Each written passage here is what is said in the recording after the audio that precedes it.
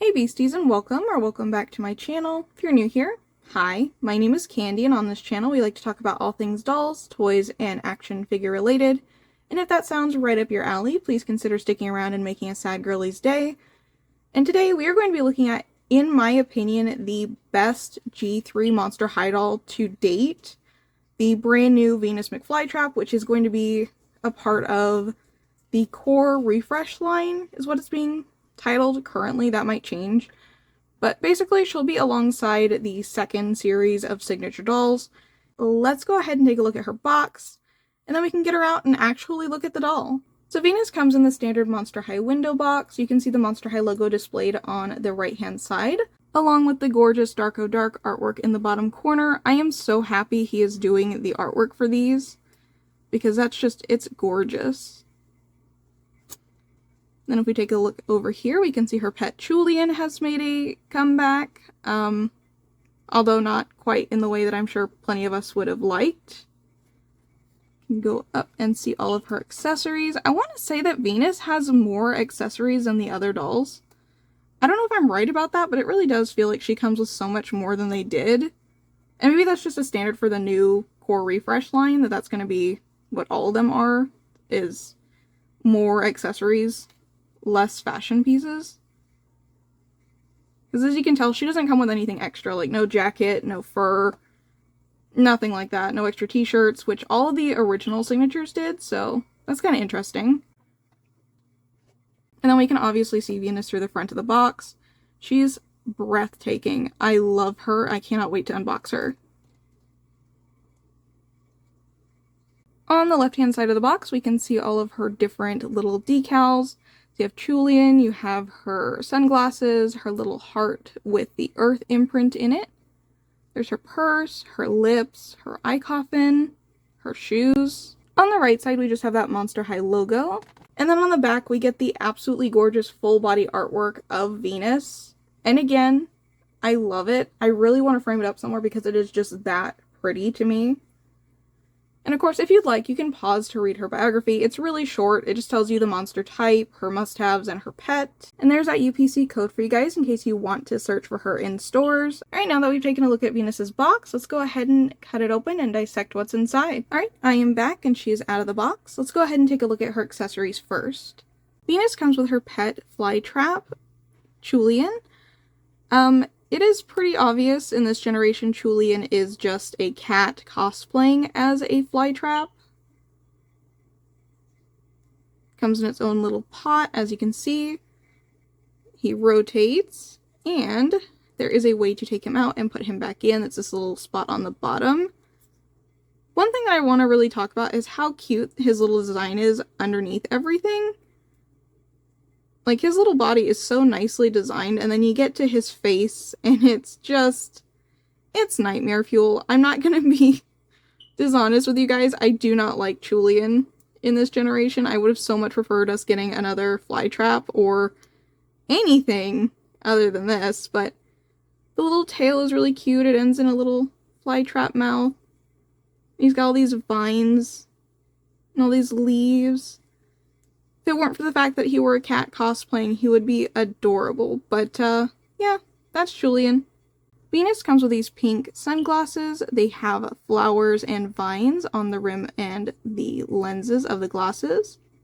Her bag is a clear blue plastic, and it seems to have a wicker basket design along the side here, or like a fence design. And then on the back, you can see there's straps, and they have all these studs on them. And on the front, she has a few stickers. She comes with her green phone that has a Flytrap on the back, a Bite granola bar, a water bottle with a heart sticker with the earth design in it again, all these different skeletons and strawberries. And then Venus comes with this hair hydrator. I love the artwork on this sticker. I so hope we get to see that in fuller detail soon because that is gorgeous. And I also love the fact that up here it looks like there's a little plant wrapping its way around the handle. And it looks like there's a little flower at the bottom too. That is cute. And then she comes with her botany journal, which actually has the G1 Venus design on the front. That's really cute. I love that little throwback detail. And then it does open, And on the inside, we can see some claw marks that look suspiciously like a certain weremonsters. Now that we've taken a look at her accessories, it's time to talk about the ghoul of the hour. Venus comes wearing a light pink eyeshadow with a darker pink crease and yellow in her tear ducts. Her lower lash line is pink, and her lipstick is a bright bubblegum pink. As you can see, she has little leaves and a vine in her eyes that work as the shines of her eyes, and I think it's so cute. You're gonna hear me say that a lot in this video, honestly. Her baby hairs are a light pink. She has molded on cornrows that are also painted pink, and her earrings are silver hoops with flowers and vines. Her hair is pink and green, and it is a slightly wavy yarn, I believe. It's definitely a synthetic fiber. It's meant to imitate locks, and I think it's absolutely gorgeous. And then in the front of her hair, she has this McFlytrap hair clip with these pink flowers and vines. To be honest, it's not my favorite thing that she comes with. I think it looks a little bulky, especially compared to the rest of her clothing, but it's still pretty. Venus has on a silver necklace and a silver belt with green flowers painted on. Her t-shirt is a cropped shirt that says nature on the front, and it honestly reminds me of her music festival print. I'll put a photo up here so you can see what I'm talking about. I don't know if it's the exact same pattern, but it really gives off that vibe. Under her cropped tee, she is wearing this mesh shirt that is a light green with purple and pink brambles going up and down the sleeves and across the torso. And then she is wearing denim shorts that are torn at the bottom, and they do have printed on details and functioning side pockets. I know, the way I gasped whenever I found out those were functioning. We can see that she has vines molded onto her lower legs and upper thighs.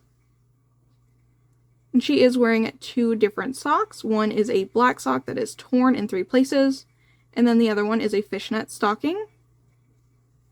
And then if we move on to her shoes, she has green vines entwining up them, and they are an ombre from pink to granite gray.